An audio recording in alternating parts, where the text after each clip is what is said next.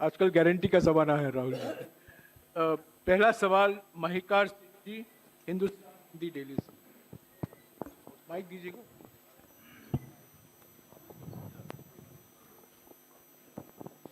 राहुल जी, स्वागत है आपका। दोनों नेताओं, जबकि आज प्रचार का पहला चरण समाप्त होने वाला है, आपने मेरे मित्रों को थोड़ा सा कसरत करा दी। वो दिल्ली से यहाँ आए हैं, आपने गाजियाबाद में ही क्यों पीसी की? यूपी और दिल्ली छोड़ के गाजियाबाद में पीसी हो रही है। दूसरा सवाल ये है राहुल जी से कि लोग तो गुजरात छोड़कर पीएम बनने के लिए बनारस आते हैं, आप बाय नाइट चले गए, तो क्या अमेठी या रायबरेली से आप लड़ेंगे? ये बीजेपी वाला क्वेश्चन है। ये पत्रकार का सवाल। पहले ही opening ball BJP question. Very good, शाबाश। देखिए, अमेठी की बात कांग्रेस का डिसीजन है। जो भी मुझे ऑर्डर मिलेगा मैं वो करूंगा। सीईसी मीटिंग, हमारी पार्टी में सीईसी मीटिंग्स में ये डिसीजन लिए जाते हैं। बट पहला बीजेपी का question, good question, thank you. Amar Ujala से निशा, आप थोड़ा शांत हो जाइए यहाँ प्लीज। बहुत बहुत स्वागत है। मेरा सवाल आपसे ये है कि यूपी में न केवल यूपी में बल्कि पूरे देश में इस बार कांग्रेस ने अपने बहुत कम प्रत्याशी 268 अभी तक सामने आए हैं और यूपी में तो 80 सीटों के मुकाबले केवल 17 सीट हैं। ऐसा क्यों? क्या ऐसा मान के चल रही है कांग्रेस कि आप कमज़ोर चल रहे हैं या यूपी में कमज़ोर है कांग्रेस, इसलिए सपा या आपके गठबंधन बाकी सहयोगी पार्टी सीट नहीं देना चाह रही हैं?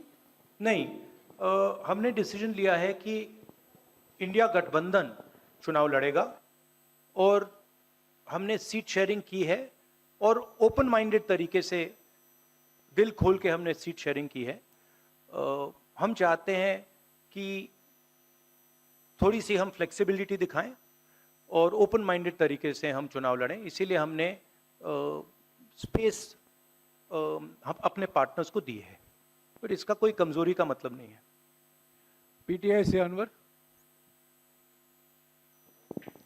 राहुल जी, मेरा सवाल आपसे है कि पिछले बार जो आप दोनों लोगों का गठबंधन था वो सफल नहीं हो सका उत्तर प्रदेश में। एक बार फिर आप लोग साथ आए हैं और प्रधानमंत्री ने पिछले दिनों कहा कि ये दो लड़कों की फ्लॉप फिल्म है जो इस बार भी फ्लॉप होगी। तो आगे आप क्या उम्मीद कर रहे हैं इस गठबंधन से? उत्तर प्रदेश में कितनी सफलता मिलेगी और कितनी सीटों की उम्मीद है इस बार आप लोगों को? देखिए, मैं सीट्स का प्रेडिक्शन तो नहीं करता हूं। जनरल बात कह सकता हूं कि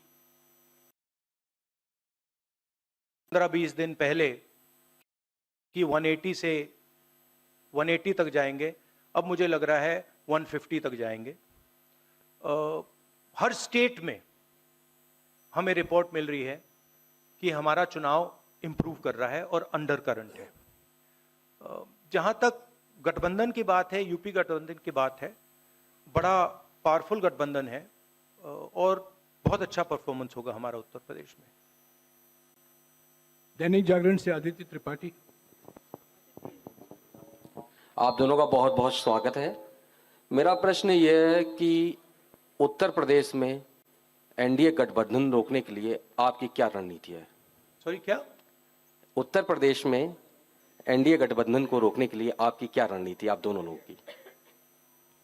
उत्तर प्रदेश में नेशनल लेवल पे मैं आपको हमारा फाउंडेशन बता देता हूं और वही आइडियाज हम उत्तर प्रदेश में भी चलाएंगे। देखिए,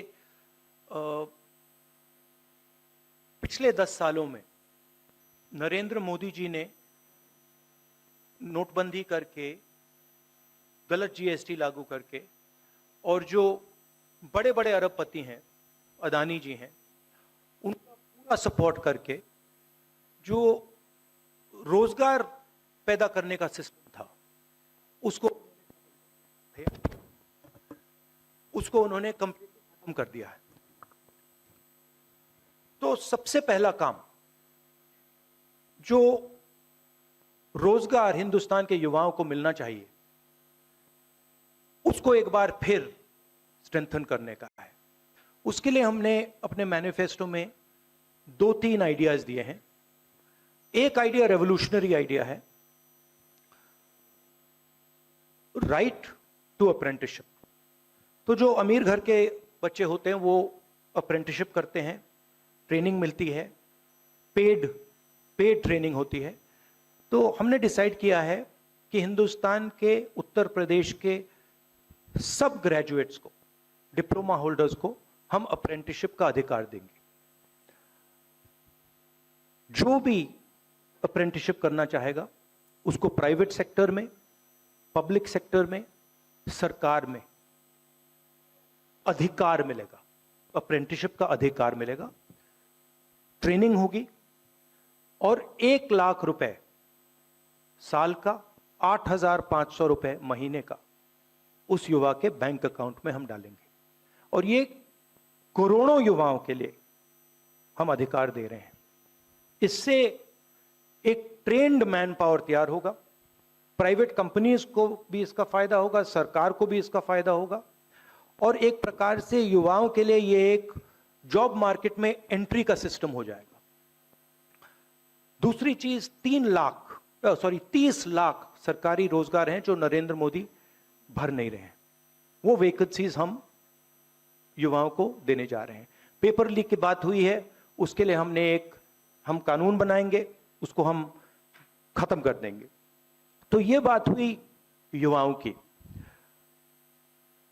एक और हमारा आइडिया, क्रांतिकारी आइडिया, और ये उत्तर प्रदेश की महिलाओं को बहुत फायदा मिलेगा इससे।